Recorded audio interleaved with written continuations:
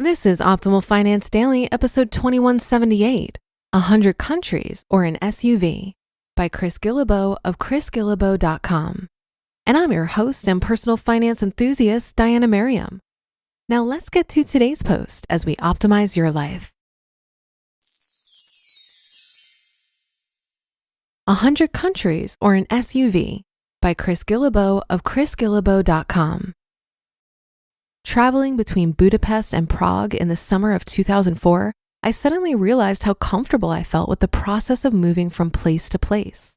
I was 26 years old and beginning to travel independently. It no longer felt strange to fly between continents or change currencies 3 times in a week. Adding up my adventures up to that point, I found that I had been to about 35 countries. Nearly a third of them were in Africa, and I knew I'd be going to at least 5 more over the next year. That same summer, I began writing out my life goals for the first time.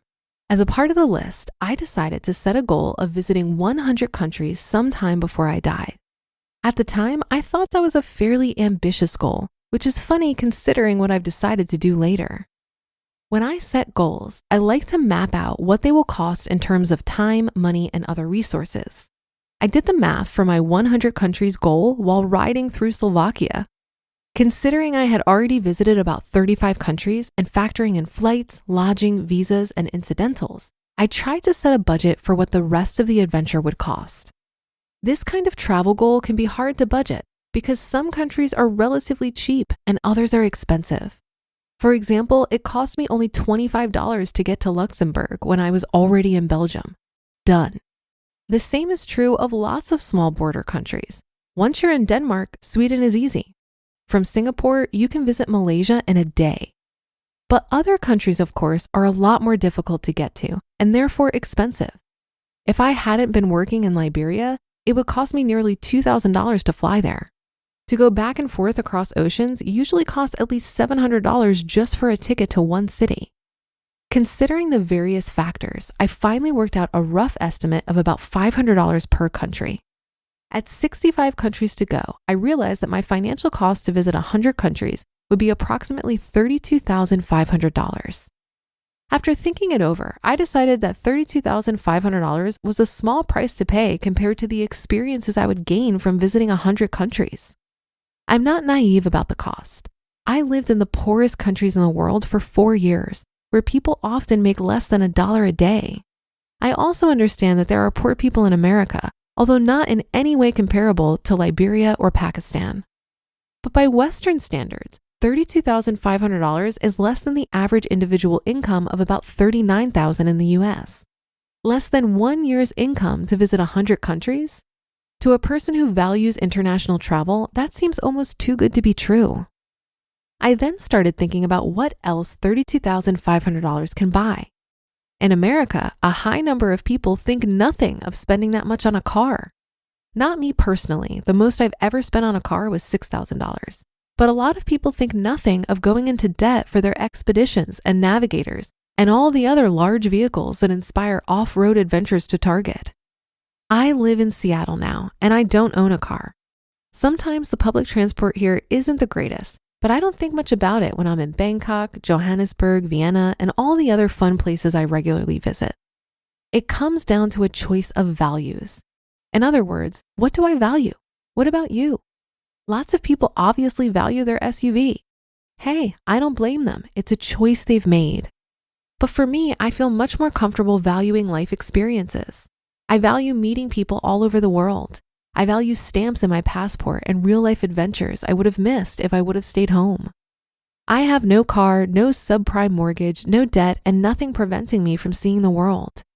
I do have a plane ticket to India for March 13th, where I'll spend about 10 days taking local transport throughout the country and over to Bangladesh. I have a return ticket to Romania sometime later in the summer. I have 500,000 frequent flyer miles that I can use to help me get around the world and back. In short, I realized back on that train to the Czech Republic that I can have an S.U.V. or I can have the world. For me, it was an easy choice. Part 2 of the vision. When you set big goals, they tend to get bigger. In September 2007, I'd been living in Seattle for 2 months after returning from 4 years in Africa. It was the longest time I'd spent in the US since 2001, and I needed an adventure before I began a new graduate school program at the University of Washington. I bought a Circle Pacific ticket to Asia that allowed me to visit 4 places for the price of one. I chose Hong Kong, Vietnam, Burma, and Singapore. My first stop was Hong Kong, a beautiful city that I've been dreaming about visiting since I was a teenager. I walked around the city for 6 hours every day for 3 days in a row. I took the metro line as far as it would go in each direction, got off, and walked back to the city center. I absolutely loved it. Before I went back to the airport on my last day to head for Vietnam, I took the ferry over to another Chinese colony. On the ferry, I sat thinking about my goal of visiting 100 countries. It's really going to happen, I thought. And then I realized the next part of the goal, which was seemingly logical, but I had never considered before. Why not go to every country in the world? An hour later, 12 songs on my iPod had gone by, and I had filled 2 pages of journaling in my moleskin with thoughts about this challenge. I'll be writing about the adventure on this site throughout the rest of the year. You're invited to follow along the journey as I travel to 20 plus countries in pursuit of the goal this year. You just listened to the post titled 100 Countries or an S.U.V. by Chris Guillebeau of chrisguillebeau.com. Chris highlights a great point that we talk about a lot on this show. How can we better align our spending with our values? It's not an easy question to answer because I've seen in my own journey that many times I'm incorrect about the things I think I want or value. I've come to learn that money is only as valuable as your clarity on how you're going to use it and your comfort level with how much is enough. But getting clarity can be difficult. And I think in addition to asking yourself some questions about what you really want, you also need to take some action to test your assumptions about what you think you want.